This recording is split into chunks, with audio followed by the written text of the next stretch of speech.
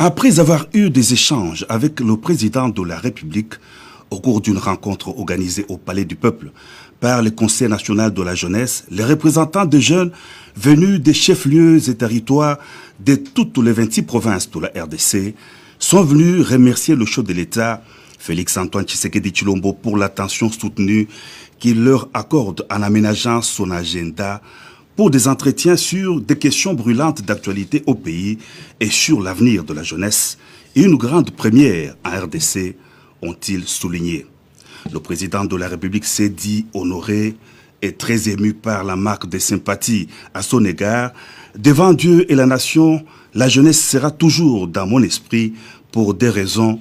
Vous êtes la première richesse de la RDC et vous êtes l'avenir du pays, a souligné le chef de l'État avant de rappeler la mission dévolue à la jeunesse congolaise.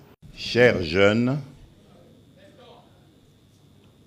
je suis non seulement honoré de me retrouver ici au milieu de vous, mais je suis également très ému par cette marque de sympathie que vous avez bien voulu exprimer à mon égard.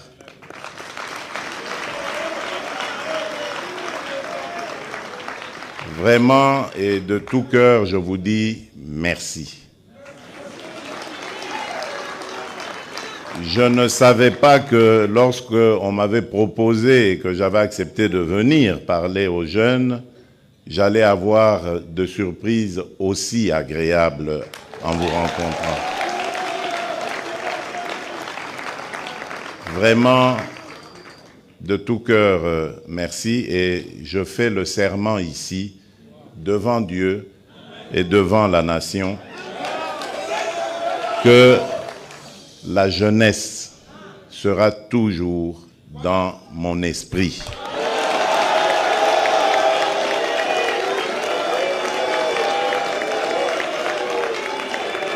Je le dis et redis, devant Dieu et la nation, la jeunesse sera toujours dans mon esprit. Pour deux raisons essentiellement. La première, et je ne cesse jamais de le dire, la première raison, c'est que vous êtes la première richesse de la République démocratique du Congo. Avant toutes les autres richesses naturelles que nous avons, comme le diamant, l'or, le coltan, le cobalt, le cuivre, le zinc, tout ce qu'on veut, le pétrole, le gaz, il y a d'abord cette ressource humaine qu'est la jeunesse de la République démocratique du Congo. Et partout où je vais, je le dis toujours, que notre richesse, c'est celle-là d'abord, elle est humaine. Et c'est pour ça que nous avons le devoir d'entretenir cette richesse, de préparer cette richesse aux défis à venir. Et cette richesse, c'est vous, chers jeunes. Voilà pourquoi j'ai dit, vous ne quitterez jamais mon esprit.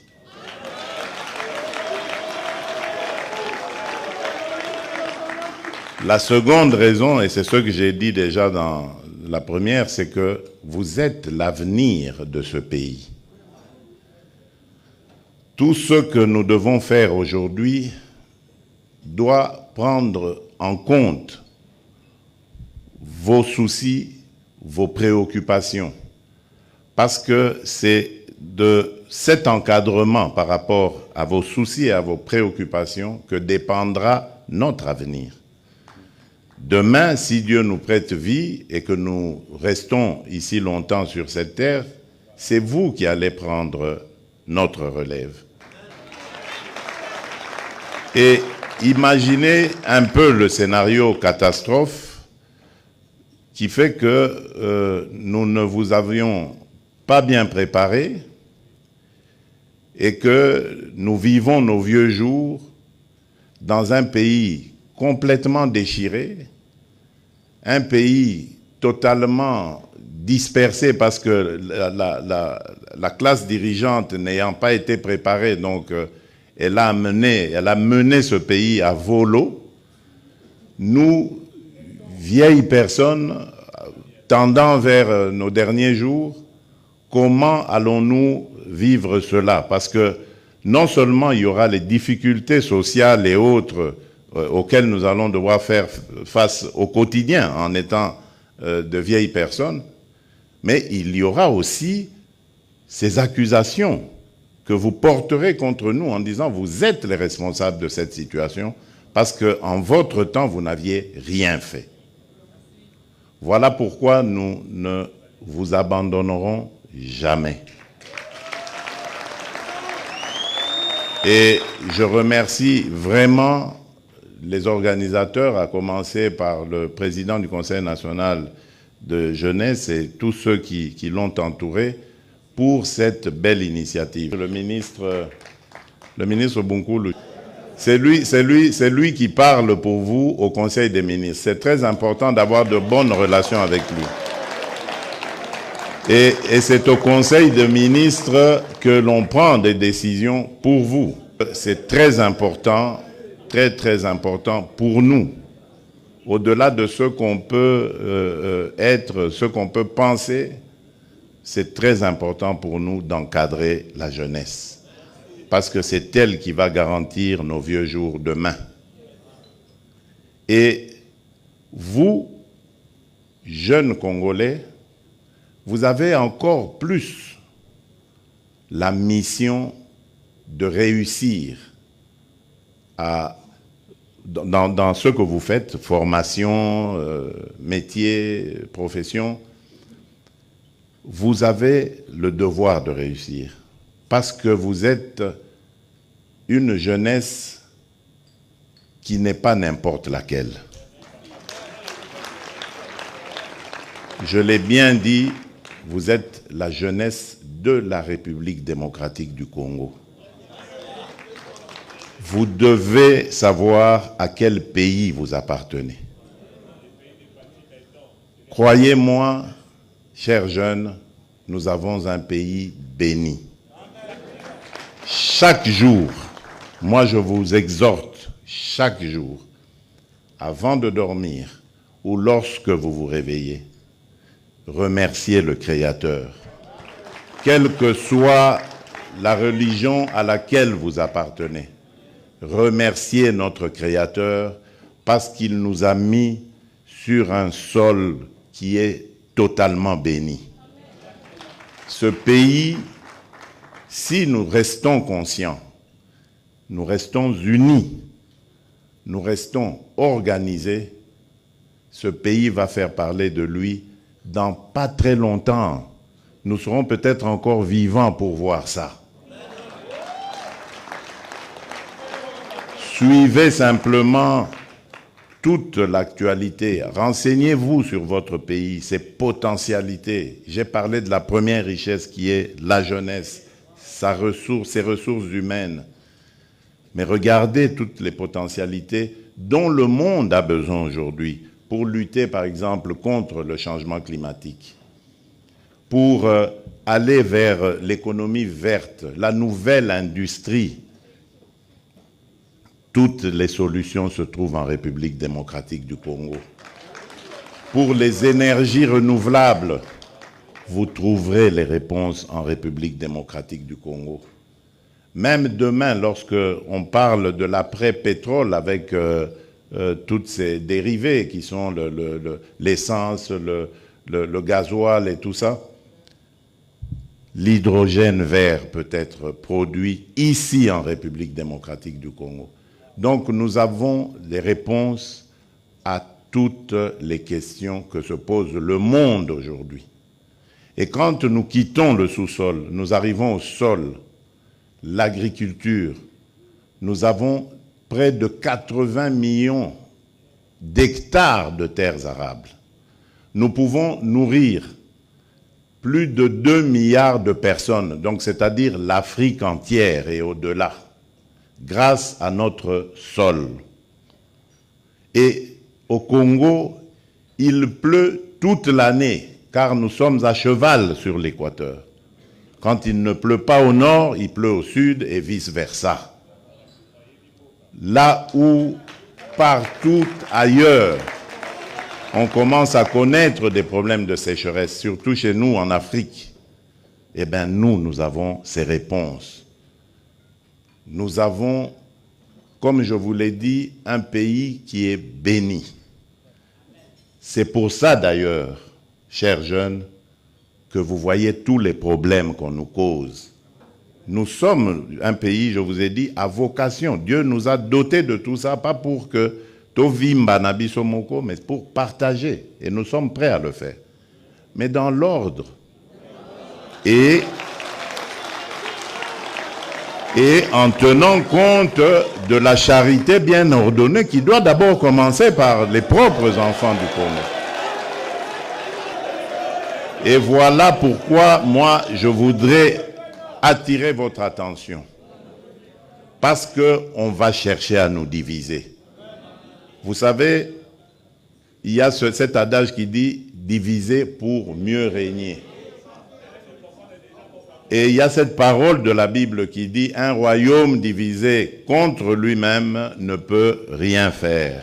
Il est voué à l'échec, à la mort. » Voilà pourquoi le mercredi dernier, j'ai beaucoup insisté sur nos divergences à propos de nos appartenances ethniques, tribales et autres. Qu'on ne vous trompe pas. Vous avez une seule et même tribu, elle s'appelle la République démocratique du Congo. Le reste, ce sont vos familles. Vous pouvez vous attacher à des familles, nous le faisons chaque jour ici.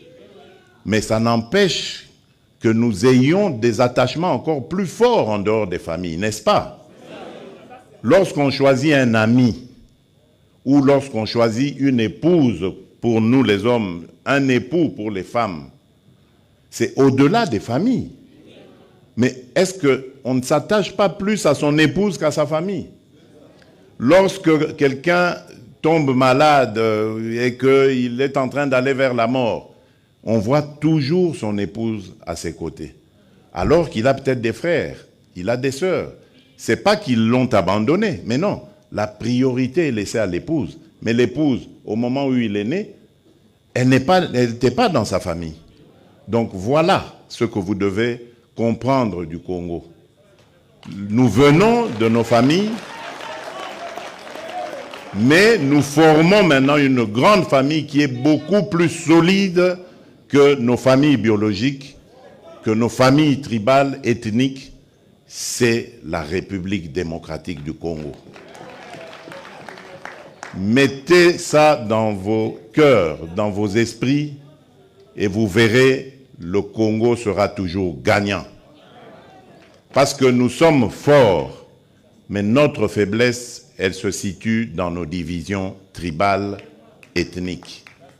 Et lorsque les ennemis comprennent ça, ils viennent avec ces manipulations et ils réussissent à nous affaiblir parce que nous sommes divisés et incapables de faire front face à l'adversité. Je ne vous demande pas de haïr, ne faites pas ça. Ne haïssez pas les étrangers. Et d'ailleurs, à propos du Rwanda, ça ne sert à rien de regarder le Rwandais comme un ennemi. Non. C'est le régime rwandais avec Paul Kagame à sa tête qui est l'ennemi de la République démocratique du Congo. Les Rwandais et les Rwandaises sont nos frères et sœurs. Et d'ailleurs, ils ont besoin de notre aide parce qu'ils sont muselés. Ils ont besoin de notre aide pour se libérer. Ça n'a rien à voir avec ce que leurs dirigeants sont en train de leur imposer. Donc, ne les regardez pas comme des ennemis, mais comme des frères qui ont besoin de notre solidarité pour nous débarrasser et débarrasser l'Afrique de ce genre de dirigeants rétrogrades qui ramènent les méthodes des années 60 et des années 70. Alors qu'en Afrique, on avait décidé de mettre fin au bruit des armes. Si vous vous rappelez, ceux qui suivent un peu, c'était 2020, il fallait taire les armes en Afrique pour que l'Afrique passe à autre chose, comprenne qu'elle est la dernière de la classe dans le monde parce que, justement, à cause des guerres et des divisions. Nous nous étions entendus comme ça. Malheureusement, ce n'est pas arrivé, on a dû encore prolonger, mais c'est à cause, justement, des dirigeants tels que Paul Kagame. Et il s'enorgueillit d'être un faiseur de guerre, un spécialiste dans la guerre. Il en est fier. Moi, à sa place, je me cacherais, j'aurais honte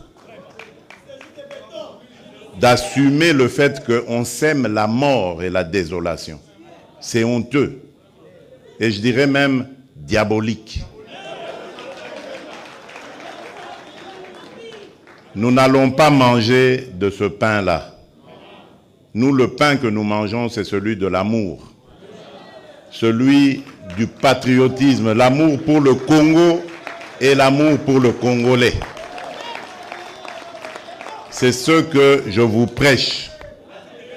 Ce que notre leader, mon leader, celui qui m'a formaté en politique, mon mentor, Étienne Tshisekedi Wamulumba, c'est ce qu'il m'a prêché. L'amour du Congo et du Congolais. Essayez cette formule, chers jeunes, et vous verrez, le Congo sera toujours number one. Je vous remercie. Que Dieu vous bénisse. Face à l'agression de la RDC dans sa partie est du territoire national, le chef de l'État en a appelé à la vigilance et la mobilisation de la jeunesse congolaise pour barrer la route au plan de balkanisation du pays par les envieux de ses richesses.